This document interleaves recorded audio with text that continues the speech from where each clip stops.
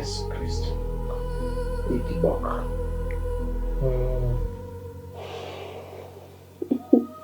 Kwa makini.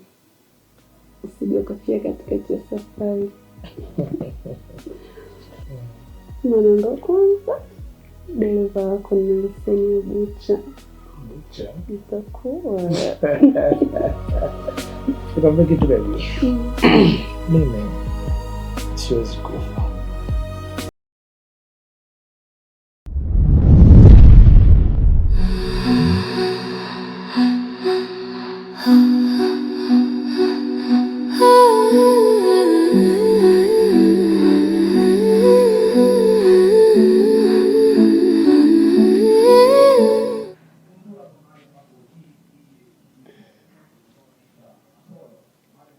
Bwana Yesu asifiwe.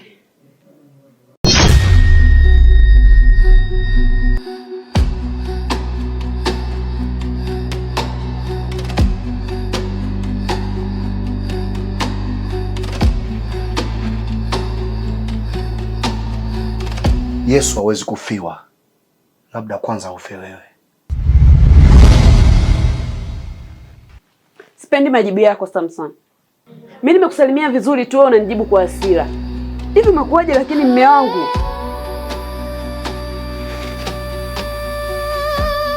Mwanamke uliyefundishwa kufua nguo za ndani za mume wako, haujafundishwa kuwahi kurudi mapema nyumbani? Naomba unisamehe mume wangu. Nilipotoka kanisani kwenye mazoezi, nikawa nimepitia kwa... Huo ni utoto unaoongea. Unajaribu kutikisa kiberiti eti. Sasa leo nakupiga. Tena Biblia inasema usimnyime mtoto mapigo, kwa sababu ukimpiga kwa fimbo atakufa. Ninakupiga leo. Nimekuomba msamaha, lakini bado unataka kunipiga. Sasa kosa langu mimi ni nini hapo? Sawa, si unataka kunipiga, unatamani kunipiga, nipige. Nipige sasa, nipige. Si unataka kunipiga, nipige. Umefanya makosa wewe. Kwani upendi kujishusha? Usinilazimishe nikupige Sala. Hebu jiheshimu bwana. Unashindwa kunyenyekea wakati makosa ni ya kwako. Najua umenichoka. Najua umenichoka. Naomba talaka yangu niende kwetu. Na mimi mwenyewe nimeshachoka kuishi maisha kama haya. Nipe talaka yangu.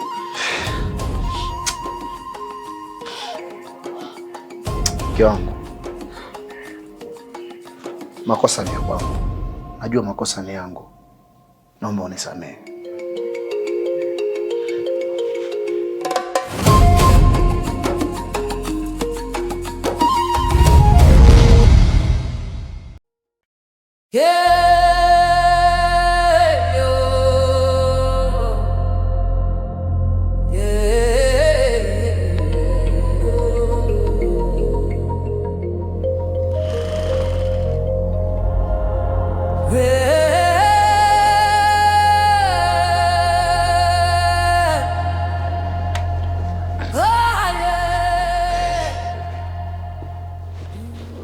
Naongea mara kwa mara na wewe kuhusu jambo hili.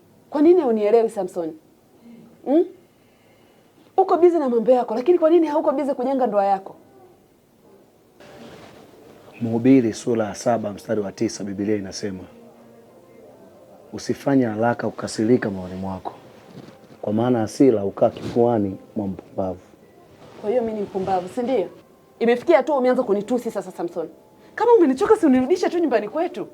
Maana mimi mwenyewe nishachoka kuishi na wewe huko ndani.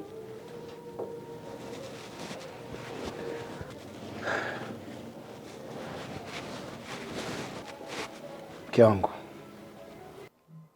sijamaanisha wewe ni mpumbavu. Tutaishi kwa maandiko matakatifu yaliyonenwa katika Biblia hii. Maandiko matakatifu ukiyasoma kama gazeti, mke wangu, hauwezi kuyaelewa. Sijamaanisha wewe ni mpumbavu, ila uwe na subira. Wakorintho wa kwanza 16 mstari wa 13 imeandikwa, kesheni, simameni imara katika imani, fanyeni kiume, mkawe hodari, mambo yenu yote yafanyike katika upendo. Lakini mbona mimi siuoni huo upendo wako mume wangu? Sioni kabisa upendo wako kwangu. Mke wangu, nimekuelewa. Muda wangu umeenda sana. Acha nikatafute kondoo wa bwana waliopotea, kisha niwarudishe zizini. Asante.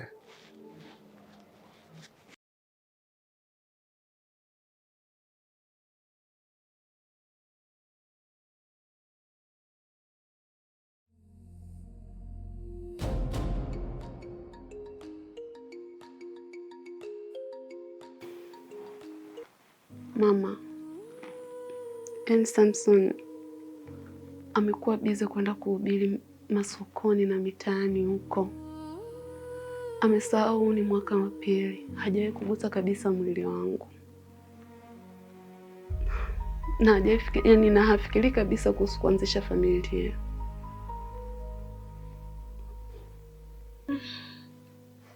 Pole sana mwanangu. Sikutegemea kama unapitia magumu kama hayo. Ila la msingi tu, naomba tumshirikishe mchungaji. Nadhani itakuwa vizuri zaidi.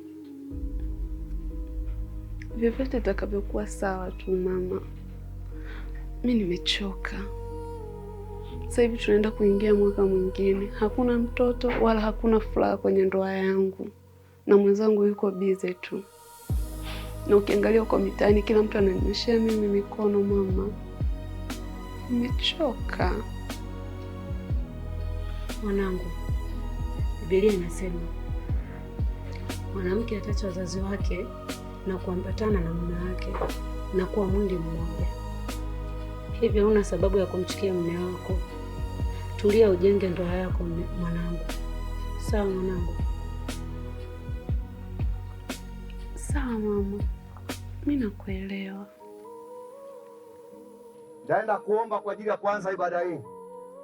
Baba, katika jina la Yesu Kristo, tunakuomba Mungu kwa uweza wako na nguvu zako vikadhihirike kwenye viwanja hivi, Mfalme. Ukaseme nasi, ukaseme na kila mmoja, na kila utakayesema naye Bwana, maisha yake yatabaki kama alivyokuwa. Katika jina la Yesu Kristo, tunaalika uwezo na nguvu zako Bwana. Tunaalika nguvu zako na malaika tele Bwana, wakatuzingile katika viwanja hivi Mungu. Tunapoenda kulisema neno lako Bwana, ukadhihirishe nguvu zako, ukaseme nasi Bwana, katika jina la Yesu Kristo. Na nyamazisha kimya kila ufalme wa giza, na ruhusu ufalme wa nuru kufanya kazi pamoja nami, katika jina la Yesu Kristo. Asante Yesu Kristo, amen. Bwana Yesu asifiwe. Bwana Yesu asifiwe sana. Watu wa Majengo, tumewaletea ujumbe wa neno la Mungu. Neno la Mungu ndo uzima wetu. Neno la Mungu ndo uponyaji wetu. Neno la Mungu ndo afya kwetu. Haleluya. Nitaenda kusoma kitabu cha Walumi sura ya 2 mstari wa 4. Walumi sura ya 2 mstari wa 4, Biblia inasema, au mwadhalau wingi wa wema wake na ustahimilivu wake na uvumilivu wake? Usijue ya kuwa wema wa Mungu wa kuvuta upate kutubu. Biblia inasema au mwaudharau uvumilivu wake Mungu na ustahimilivu wake. Msijue ya kuwa wema wa Mungu unatuvuta ili tupate kutubu. Mpendwa wa Mungu wetu anatupenda sana, na Mungu wetu ni mwema siku zote. Mungu atuhukumu, bali Mungu anatuachilia wema ili tupate kutubu. Bwana Yesu asifiwe. Mungu wetu anatupenda sana. Mungu anatuwazia mawazo yaliyo mema. Mawazo ya Mungu sio kama mawazo ya mwanadamu. Mwanadamu anaweza akakuwazia vibaya, lakini Mungu anatuwazia mawazo mema. Biblia inasema hivi, anawachilia wema wake, kwa kuwa anajua akituachilia wema tutapata kutubu na kuziacha njia zilizo mbaya. Bwana asifiwe. Mungu aachilie hukumu. Mpendwa, unapojiona unio mzima, unapojiona unafanya kazi, unasomesha watoto, wanakuwa salama, wanaenda mashuleni, wanarudi, Unapouona wema wa Mungu kwenye maisha yako, ujue ya kuwa Mungu anahitaji utubu. Mungu anahitaji uache njia zilizo mbaya. Mungu anahitaji umfikirie yeye. Mungu anahitaji umwelekee yeye. Bwana asifiwe. Mungu hahitaji ya kuhukumu. Mungu hahitaji ya kutangazia mabaya ili uache mabaya. Biblia inasema wema wake unatuvuta ili tupate kutubu. Anapotuacha tuwe wazima, tunalala usiku hatujui kinachoendelea, lakini tunaamka asubuhi ni wazima, ni kwa sababu ya wema wa Mungu. Na Mungu anaachilia huo wema, anajua tutamkumbuka, anajua tutatubu. Tunapofanya kazi, tunaposomesha watoto, kwenye maisha yetu yote, chochote tunachokifanya, Mungu anajua tutamtegemea 100%, kwa sababu yeye ni mwema. Bwana asifiwe. Mungu anatuachilia uzima huu tulionao. Bwana anaachilia mvua kwa watu wote. Mungu anafanya jua kwa wabaya na wema. Ni kwa sababu yeye hana upendeleo, yeye hana ubaguzi. Sisi wote ni watoto wa Mungu, ametuumba kwa mfano wake, na ndio maana alimtuma mwanawe wa pekee Yesu Kristo afe msalabani kwa ajili yangu mimi na wewe. Ni kwa sababu anatupenda, ni kwa sababu anatuwazia mema, ni kwa sababu ya wema wake. Natangaza wema wa Mungu, watu wa Majengo. Natangaza uaminifu wa Mungu, natangaza fadhili za Mungu ambaye anatuamsha salama, ambaye anatulinda. Kama asingekuwa Bwana yuko upande wetu, maadui wangetumeza hai. Wako watu wanatuwazia mabaya, hawapendi kuona tunafanikiwa. Wako watu wanatuwazia mabaya, hawapendi kuona tunafanya kazi, hawapendi kuona tunaamka salama, hawapendi kuona ndoa zinaendelea. Lakini kwa sababu ya Mungu ambaye hatujampa chochote, hatujafanya chochote, hatujamlipa kitu chochote, ni kwa sababu anatupenda, ni kwa sababu anatuwazia mema, ni kwa sababu anatulinda usiku na mchana. Anakulinda usiku na mchana, anakulinda. Anamlinda mke wako, analinda watoto wako, analinda afya yako, anakuponya Mungu, kwa sababu anatuwazia mema. Bwana asifiwe. Mungu anahitaji tutubu.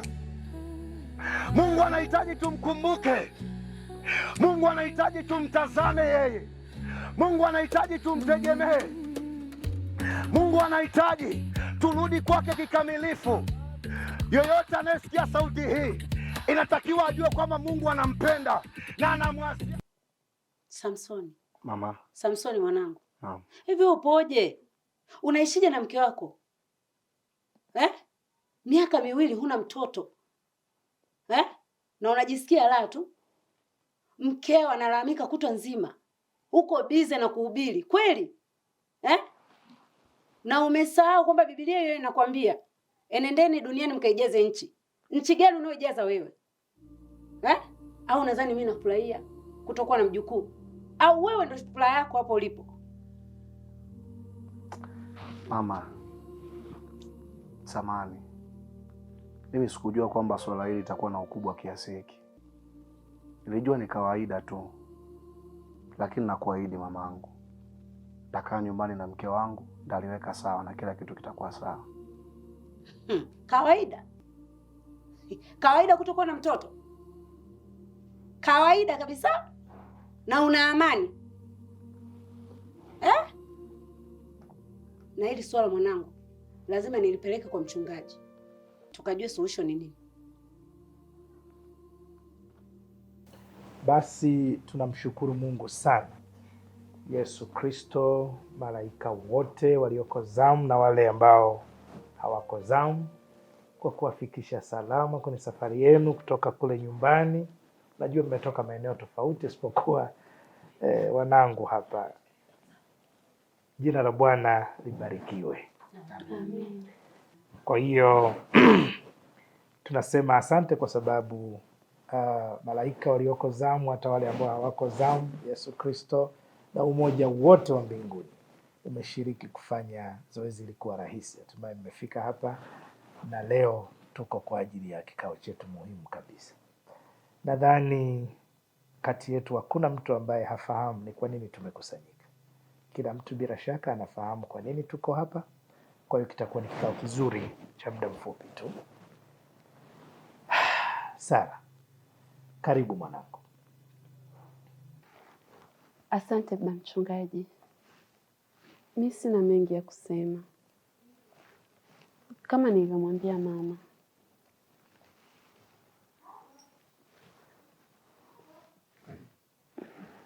mume wangu hataki kushirikiana na mimi. Yuko bize na mambo yake tu.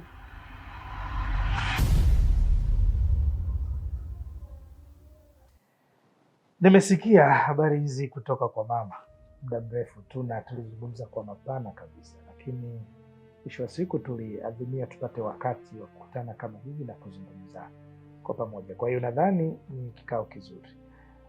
Kuhusu Samson ni kijana wangu kabisa, ni kama kijana wangu wa kumzaa. Kwa nini? Kwa sababu tangu baba yake alipofariki wakati ule akiwa mzee wa kanisa, nilichukua jukumu la kumtunza na kumlea Samson katika kipindi chote hicho, na mwisho wa siku akapata mke ambaye ni wewe, na ndoa ikafanyika chini ya usimamizi wangu na mkawa mke na mume kama ilivyo sasa. Kwa hiyo ninamfahamu Samson vizuri sana na naweza nikamzungumzia kwa mapana tu. Sasa hili nalo ni jambo jipya, lakini matumaini yangu Samson atapata muda pia wa kuzungumza, kuona kwa namna moja ama nyingine kama kuna changamoto, lakini kwa namna ninavyomfahamu sidhani kama kunaweza kuwa na shida. Samson, kama nilivyoeleza, nafikiri pia umesikia mke wako akizungumza, lakini pia mambo haya yametokea mbali. Mama pia unafahamu mmechakata huko, na mwisho wa siku leo tumekutana kwa ajili ya kikao. Wewe kama mlengwa haswa wa hili jambo, una lipi la kusema?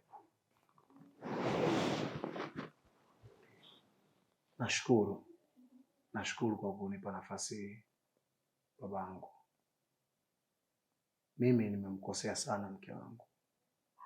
Nimemkosea mke wangu na sina sababu yoyote ambayo naweza nikaitoa itakayonisafisha nionekane msafi mbele ya mke wangu.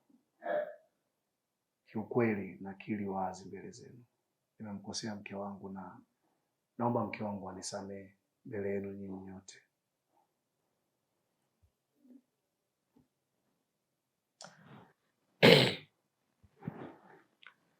Sara, nadhani umemsikia mume wako alivyosema.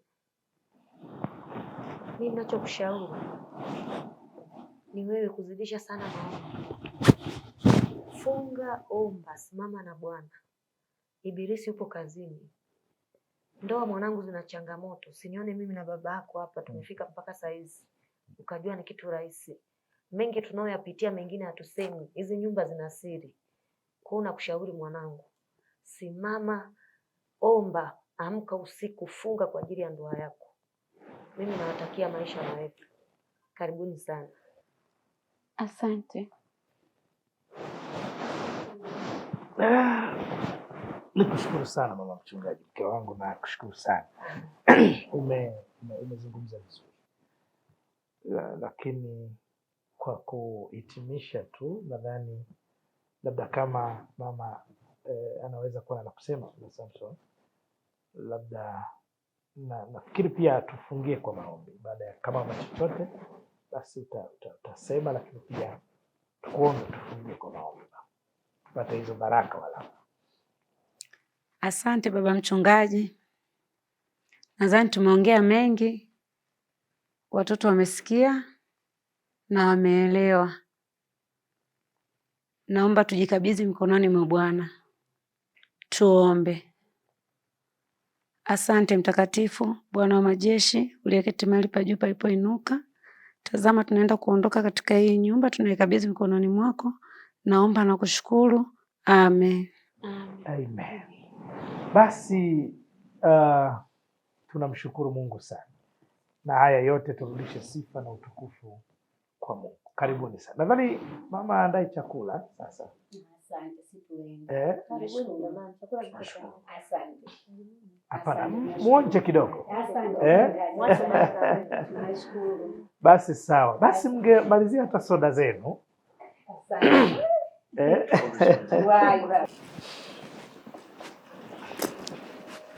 Basi Tunashukuru sana mama. Asante sana. Mungu awatangulie. Awatangulie. Mungu awatangulie sana. Mungu awatangulie sana. Ni sawa tu. Sorry. Sara. Samahani, ni muombe Sara mara moja. Dakika moja tu. Dakika moja tu. Pole sana mwanangu. Asante. Pole sana.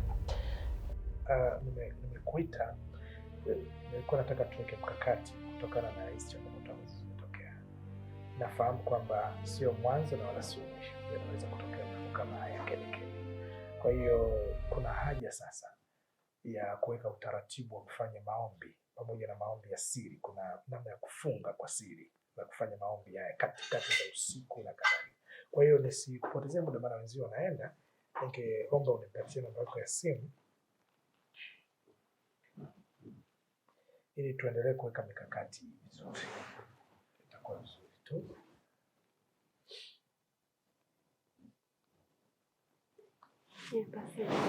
Asante sana. Basi nashukuru. Asante. Mfike salama. Haya, asante sana.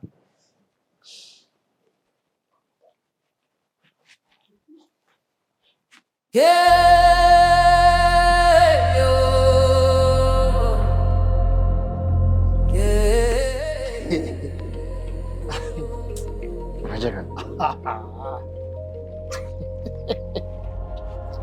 Unacheka? Samson. Unajua kuna vitu vingi sana vinashangaza dunia. Ila wanaume kufanya kazi za kike ndio linashangaza zaidi. Au baba amezidi ndugu yangu. Kwa makini. Unajua Hezekia, Mungu hakusema mwanamke atakuwa mfanyakazi wa mwanaume. Mungu alisema mwanamke atakuwa msaidizi wa mwanaume. Lakini cha ajabu, nashangaa wanaume wengi wamewafanya wake zao kuwa wafanyakazi. Usijajua hilo ni kwa nini? Samson, usijibu kisiasa sana. Sawa, hakuna kitu kama hicho. Kiukweli ni kwamba shemeji amekushika masikio. Amekushika masikio kweli. Kwa sababu somana leo hiyo unaosha vyombo. Kesho ndakuja hapa, ndakuta unapika. Kesho kutwa ndakuta unamfulia nguo za ndani shemeji. Kwa makini ndugu yangu hapa. Anyway. Hezekia. Hebu njoo kanisani, utajifunza mambo mengi sana. Kwa sababu nyinyi mnakaa huko vijiweni mnadanganyana. Kanisani unafundisha vitu vingi sana, hususa vinavyohusu ndoa. Na siwezi kukulaumu sana kwa sababu bado wewe hujaoa. Ila sisi ambao tuko kwenye ndoa tunajua haya mambo. Hiki ninachokifanya ni sahihi sana. Wanaume mashine. Okay, sikia. Mungu wako wewe na hiyo dini yako ndio dini yangu mimi. Sio unanipata? Umesemaje? Dini yako wewe na huyo Mungu wako wewe ndio dini yangu na ndio Mungu wangu mimi. Sijakuelewa. Anyway. Maliza kuosha then kama kuna chakula basi pika tule. Nakusamia.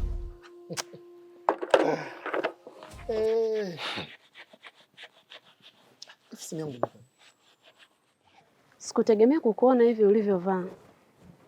Na kwa nini umeita sehemu kama hii? Sara, ilikuwa ni lazima nivae hivi. Na ilikuwa ni lazima pia nikuite maeneo kama haya kwa sababu ya kulinda privacy yangu. Lakini pia eneo hili ni eneo sahihi sana kwa mazungumzo yetu kuliko eneo jingine lolote lile kama unavyofikiri. Baba mchungaji, sina jambo lolote na wewe litakaloweza kunifanya niendelee kusimama hapa. Na kama ni kuhusu Samson, mimi na Samson mambo yetu tulishayaweka sawa. Na nimekuja hapa kwa sababu tu na kuheshimu. Kwa kama hakuna kingine chochote cha maana, naomba uniruhusu mimi niende. Jambo lipo Sala. Jambo lipo na nafahamu pia kwamba unaniheshimu sana. Na ndiyo maana nimekuita. Kwa sababu kama ungekuwa kuniheshimu basi hata ningekuita usingeweza kuja. lakini kwa kuwa unaniheshimu nilikuwa najua utafika. Lakini pia najua kwamba changamoto yenu na Samson mlishaimaliza. Lakini si hilo tu, ninalo jambo la ziada zaidi. Nataka ujue kwamba mimi ndiyo mtu pekee, mimi tu ndiye mwenye uwezo wa kukupa furaha unayoitafuta. Na sio furaha tu, ninao uwezo wa kukupa mtoto ambaye umekuwa ukimtafuta na ndio kilio kikubwa cha familia yako. Na sisemi tu haya kwa kukurupuka. Kusoma kitabu cha Mwanzo 13 mstari wa 17 unaweka wazi mambo haya. Na si maneno yangu, ni Biblia imesema, na kama ni Biblia maana yake ni Mungu amesema sana. Kwa hiyo si kama unavyofikiri.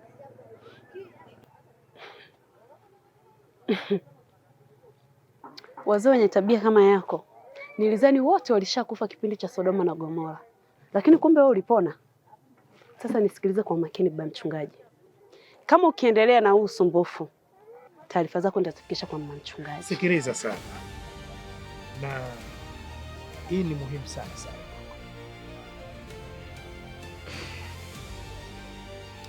Ninachokutaka ujue kwamba nafasi uliyo nayo ni ya kufikiri zaidi kuhusu haya tuliyozungumza, na usichukulie kawaida kiasi hicho. Tenga muda utafakari vizuri sana, utanikumbuka na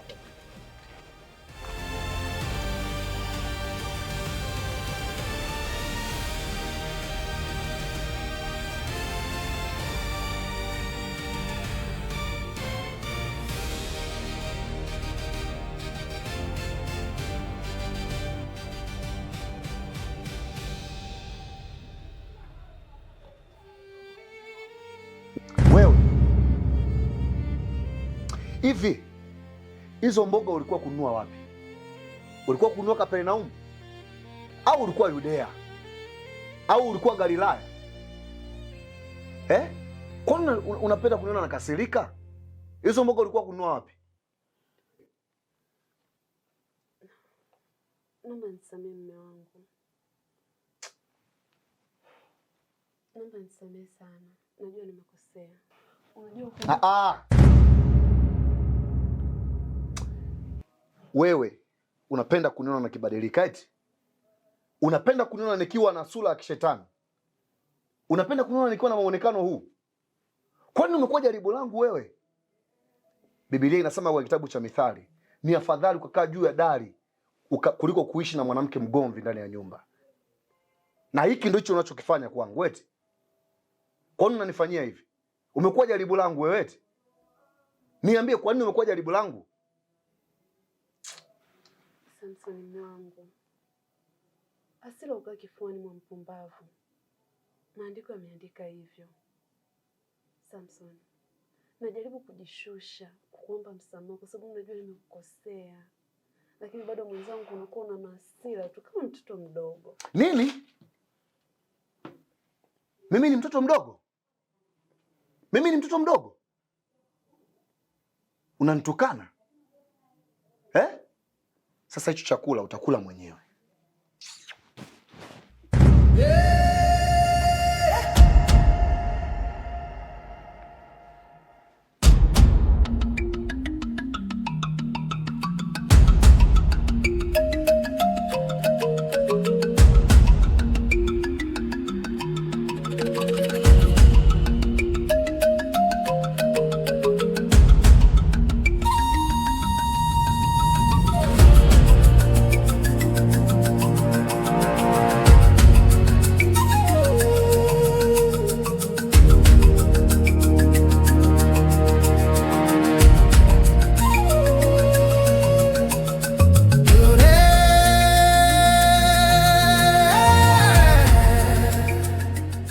Nimekubali.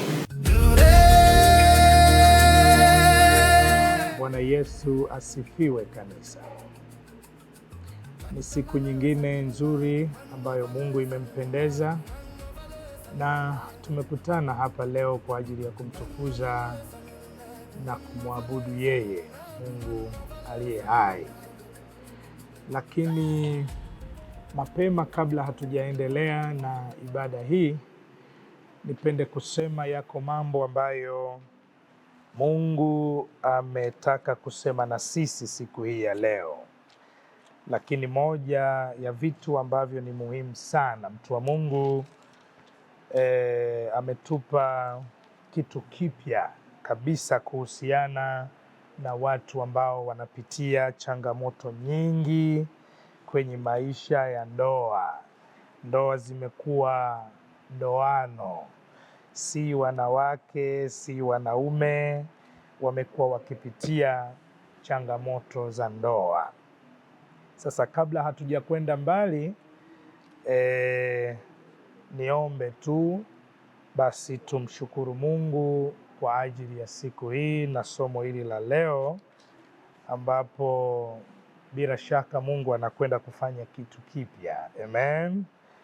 Basi tufunike macho yetu tuombe. Bwana Yesu wa mbinguni, tunakushukuru mtakatifu na yeishi mbinguni. Asante kwa sababu ya upendo wako ambao umekuwa nasi tangu juma lile hata juma hili jingine, ambalo Bwana tumekutana mahali hapa kwa sababu ya kusemezana habari zako. Tuko hapa kukuabudu wewe, tuko hapa kukusifu wewe, Mungu unayeishi, uliyetuumba sisi sote tulioko hapa na hata wale ambao hawako mahali hapa. Tunaomba Bwana uliponye neno hili na ulipe kibali mioyoni mwa watu hawa, likafanyike tiba, kwa sababu ni changamoto inayokithiri sasa, na watu wako wamekuwa wakitapatapa. Kanisa lako limekuwa likitapatapa. Leo kaguse nyoyo zao, kaumbe upya nyoyo zao, na hatimaye ndoa zao zikarudi upya na kuwa takatifu kama ilivyokuwa hapo awali, kwa kuwa huu ni mpango wako. Utuongoze mwanzo hata mwisho wa ibada hii, kwa jina la Yesu Kristo nimeomba, amen. Watu wote tuseme amina kwa nguvu, kwa sababu tunakwenda kuona namna ambavyo Mungu mwenyewe anakwenda kushughulika na maisha ya mtu mmoja mmoja hapa kanisani. Ziko shida ambazo zimewatokea watu, unaweza kuona kuanzia nyuma kule, lakini hata huku mbele, namna ambavyo changamoto hizi zinawagusa watu wengi. Lakini siku hii ya leo ni siku ya tofauti sana, kwa sababu Mungu anakwenda kufanya kitu kipya kwenye maisha ya mtu fulani mahali hapa. Sema amina kama umeguswa. Na kwa nini Mungu ameleta ujumbe huu siku ya leo? Ni kwa sababu ya namna ambavyo changamoto hii imeathiri watu wengi. Lakini lazima kuna sababu, kwa sababu ndoa, kwa mujibu wa neno takatifu hapa, inasema wazi kwamba na iheshimiwe na watu wote.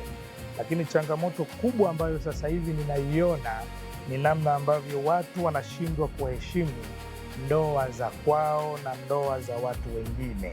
Kumekuwa na changamoto za wababa waliooa kuwa na mahusiano na wake za watu, lakini pia kumekuwa na changamoto hiyo hiyo kwa wamama walioolewa kuwa na mahusiano na waume za watu. Sasa leo Roho wa Mungu anakwenda kushughulika na hiyo roho katika kanisa hili, lakini kwa kuwa habari hizi zinakwenda kila mahali kule duniani, ninaamini ya kwamba zitakwenda kuponya roho ya mtu mmoja mmoja, iwe ni Tanzania, iwe ni East Africa, iwe ni Ulaya, iwe ni mahali popote pale ambapo neno la Mungu linafika.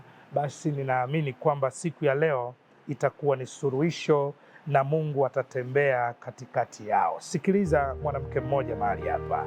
Bwana Yesu asifiwe. Nyinyi kama wamama mmetajwa mahali kila mahali, sehemu kadha wa kadha, kwamba ndio watu mnaosifika katika kujenga nyumba zenu. Ndio maana hata Biblia inasema mwanamke mpumbavu ataivunja au kuibomoa nyumba yake mwenyewe. Unafikiri kwa nini hakutajwa mwanaume? Kwa sababu mama anayo nafasi kubwa ya kujenga ndoa yake mwenyewe. Bwana Yesu asifiwe. Mama mmoja apige vigeregere kwa nguvu. mama mmoja apige vigeregere kwa nguvu. Kwa hiyo wewe kama mama unayo nafasi kubwa ya kuhakikisha ndoa yako inasimama sawasawa, ingawa unapitia vikwazo vingi, na hasa vikwazo vinavyotokana na waume zenu. Wanaume wamekuwa ni changamoto sasa, lakini nakutia moyo wewe mama fulani ambaye umekaa pale, kwamba wewe peke yako unao uwezo wa kusimama, unao uwezo wa kupiga magoti na kumlilia Mungu, na Mungu akajibu maombi yako, kwa sababu mmepewa kipaumbele katika kusikilizwa.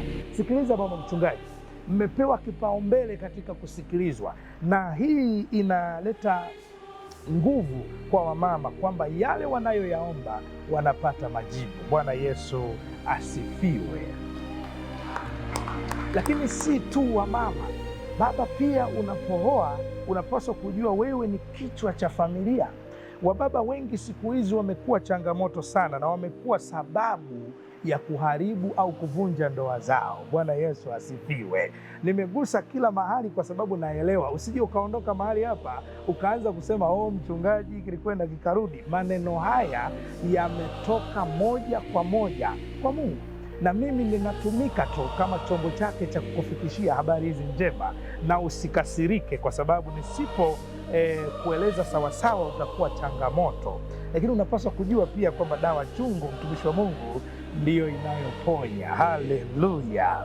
Kwa hiyo wanaume, mnayo nafasi kubwa sana ya kuhakikisha mnalinda ndoa zenu na kuzifanya ziwe sawasawa.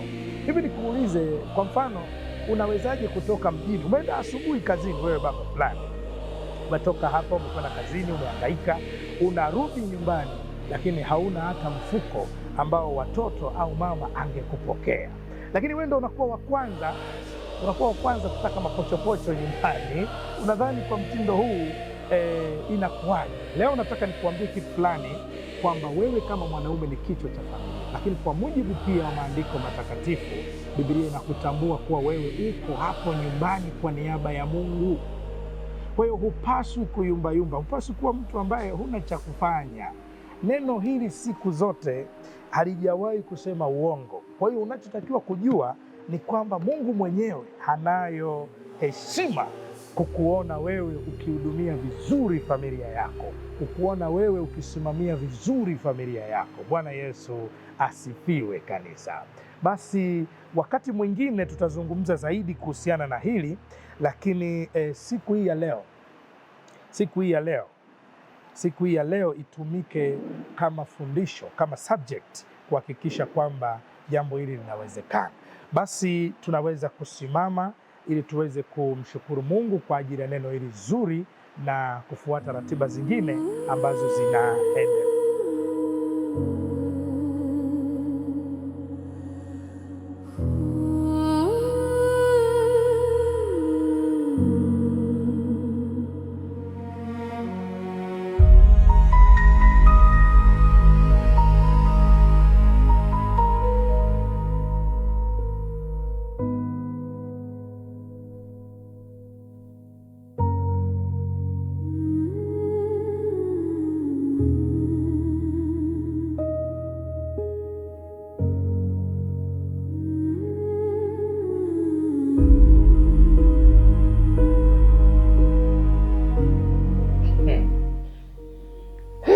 Yesu Kristo, ikiboka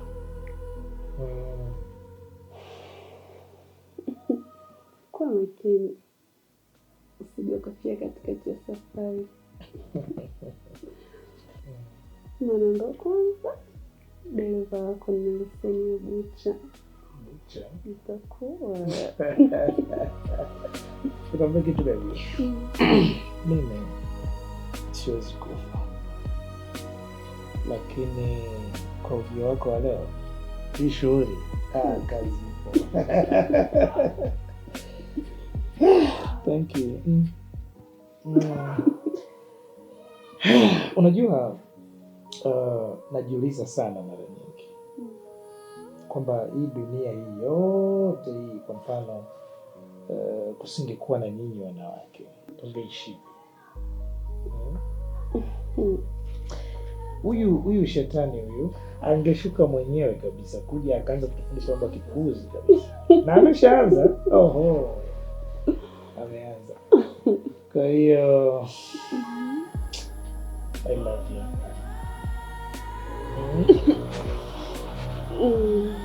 Love you so much.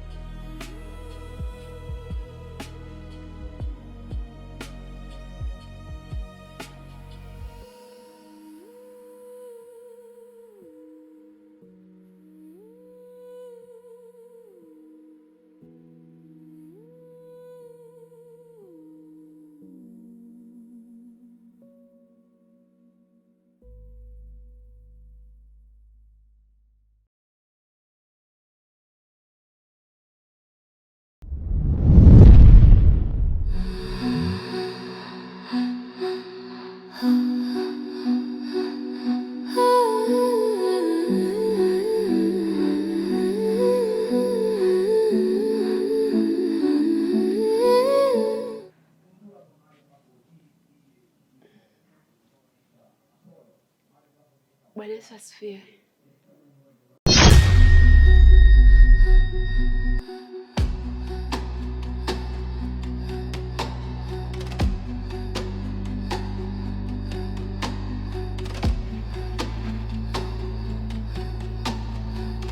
Yesu hawezi kufiwa, labda kwanza ufelewe. Sipendi majibu yako Samson. Mimi nimekusalimia vizuri tu, wewe unanijibu kwa hasira. Hivi umekuwaje lakini mume wangu?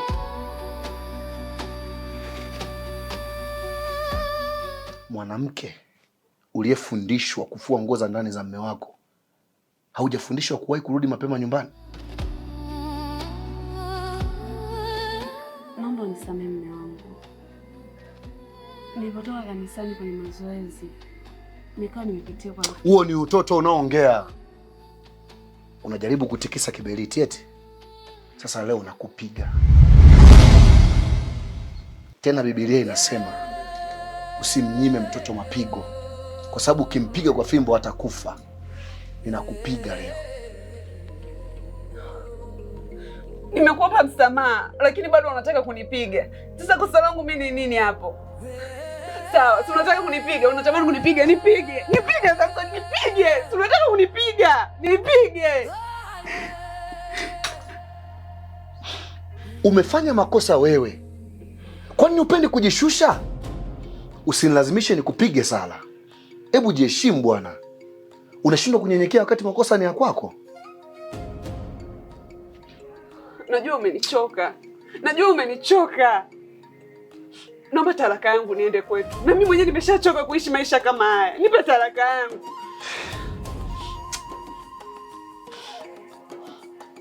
Mke wangu, makosa ni ya kwangu. Najua makosa ni yangu. Naomba unisamehe.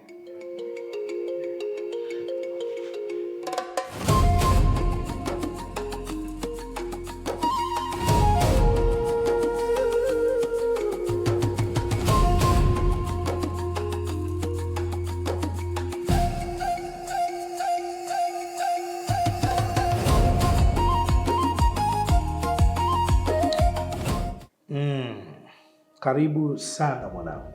Asante sana. Habari ya siku chache? Nzuri, tunamshukuru Mungu kikweli. Anatulinda. Basi mimi nikushukuru sana kwa sababu umekuja, lakini niombe radhi pia kwa sababu nimeona simu zako nyingi sana umenipigia muda mrefu. Simu nyingi kweli, lakini sikuzipokea wala sikuweza kukupigia. Sikuweza kufanya hivyo kwa sababu nilikuwa kwenye kikao kikubwa. Tulikuwa na kikao na wazee wa kanisa, lakini pia kulikuwa na wazee wengine kutoka nje ya kanisa. nafikiri tu labda ungechelewa kupata taarifa kwa wakati. Karibu sana. Nashukuru baba. Nimekuja hapa baba, nina shida sana. Ndoa yangu haiko vizuri, sina amani kabisa na mke wangu na nashindwa kuitolea maamuzi. Sijui nifanye nini. Natokana na kuja kwako na kunisaidia.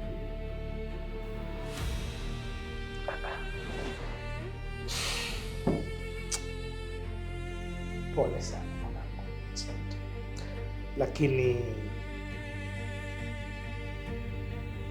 Biblia takatifu inasema wazi, kusoma katika andiko la Ufunuo wa Yohana ile 2:10 inasema wazi kabisa. Biblia inasema usiogope mambo yatakayokupata, tazama huyo ni Ibilisi, atawatupa baadhi yenu gerezani ili tujaribiwe, nanyi mtakuwa na dhiki siku 10.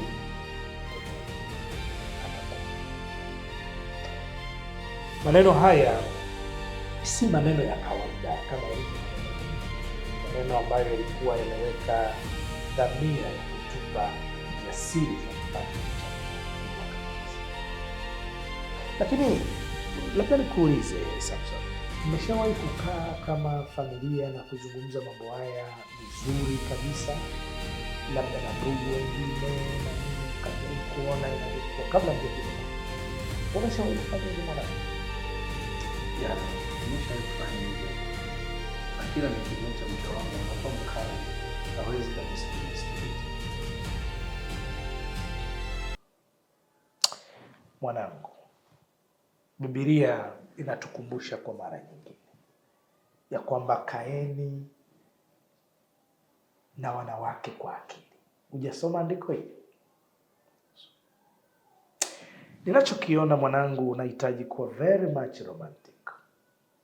Kama watoto tu wadogo wanahitaji kudekezwa, kubembelezwa, sauti iwe chini, lakini pia uwe unafuatilia vitu kwa karibu sana kwa karibu.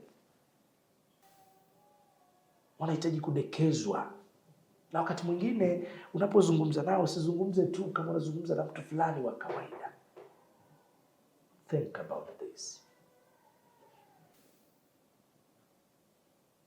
Wa romantic mwanangu, jishushe, mbembeleze, chimba, utaona mambo yanakuwa sawa sawa.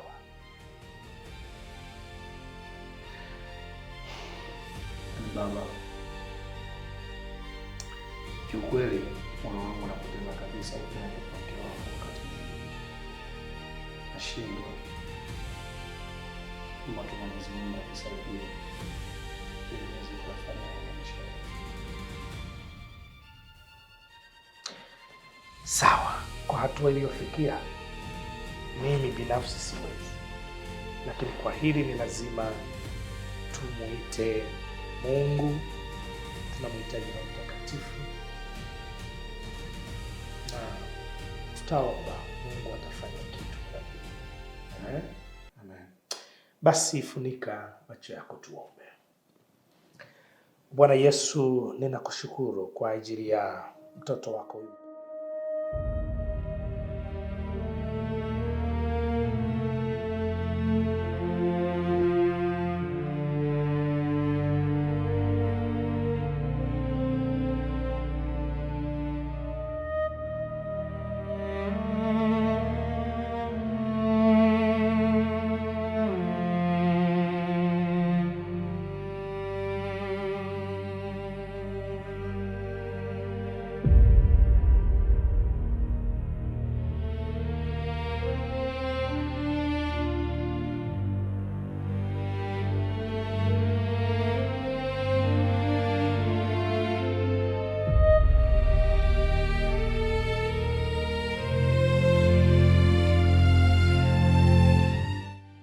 Biblia inasema kuna nyakati zitafika ambazo hii dunia itatiwa giza, na mwenye nguvu atakuwa kama mtu mnyonge, na watu wenye nguvu watakuwa kama watu wasio na kitu, kwa sababu hii dunia itabadilika kabisa. Shetani atachukua nafasi kubwa kwenye hii dunia. Maneno ya Mungu tunayoyasikia hatutayasikia kwa sababu nuru itakoma. Bwana asifiwe. Haleluya. Amani ambayo tunayo leo ni kwa sababu Mungu ameiachilia hapa duniani. Kama isingekuwa Mungu kuachilia amani hii, kama isingekuwa Mungu kuachilia uzima huu, kama isingekuwa Mungu kutulinda, hii dunia shetani angeiangamiza. Hahitaji kumwacha mtu hata mmoja. Shetani hapendi kukuona ukiwa na furaha. Shetani hapendi kukuona ukiongezeka katika biashara. Shetani hapendi kuona watoto wako wakiendelea kusoma. Kama isingekuwa ni Mungu anayetulinda, basi shetani angetuangamiza tukiwa hai. Lakini kwa sababu ya Mungu aliye hai, tunajinukuu tuko wazima. Tunaamka asubuhi, tunakuja kufanya kazi, tunakuta jua limewaka kwa sababu nuru ipo. Lakini kuna wakati Mungu ataachilia hii nuru tunayoiona leo iwe giza. Kwa hiyo mpendwa unayenisikiliza, Biblia inasema mkumbuke muumba wako, kwa sababu mwanadamu hajajiumba, mwanadamu hajajiweka tu, isipokuwa yuko Mungu aliyetuumba. Mungu aliyeumba mbingu na nchi, Mungu aliyekuumba wewe ni Mungu aliyeniumba mimi pia, asiyeangalia makosa ya mwanadamu, asiyehukumu makosa ya mwanadamu, lakini alikuumba kwa mfano wake. Anakuwazia mema. Mungu anakupenda, Mungu anakuwazia mema. Hahitaji upotee, hahitaji uangamie, na ndio maana anakulinda bure, anakupa amani bure, anakupa afya bure, anawalinda watoto wako, anailinda kazi yako, anakupigania usiku na mchana. Kama asingekuwa anakupigania, maadui ni wengi ambao wanakuwazia mabaya. Bwana asifiwe. Shetani hapendi kukuona hata unafanya biashara hiyo. Shetani hapendi kukuona uzima ulionao. Shetani hapendi kukuona unavyopeleka watoto shule. Shetani anatamani hata leo hii ndoa yako ingekuwa imeisha, lakini kwa sababu ya huyu Mungu asiangalia makosa yetu, asiyehesabu mabaya, yeye sio kama mwanadamu. Ninazieleza habari za Yesu Kristo aliye hai. Mkumbuke Mungu mama, hakikisha maisha yako yako mikononi mwa Mungu, ili yeye aendelee kukulinda, aendelee kukupigania, aendelee kukuonyesha wema wake na uzuri wake. Bwana Yesu asifiwe. Haleluya. Hezekia, sio kawaida yako kuja nikiwa na ubiri, na ni kwa mara ya kwanza. Nimefurahi sana, ubarikiwe sana ndugu yangu. Alafu mbona sura yako inaonekana na hasira? Hebu kwanza achana na sura yangu, achana na sura yangu kabisa.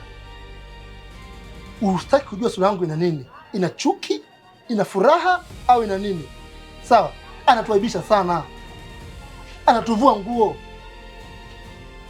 Kwa mara ya kwanza anasema yule ni mpumbavu, takataka.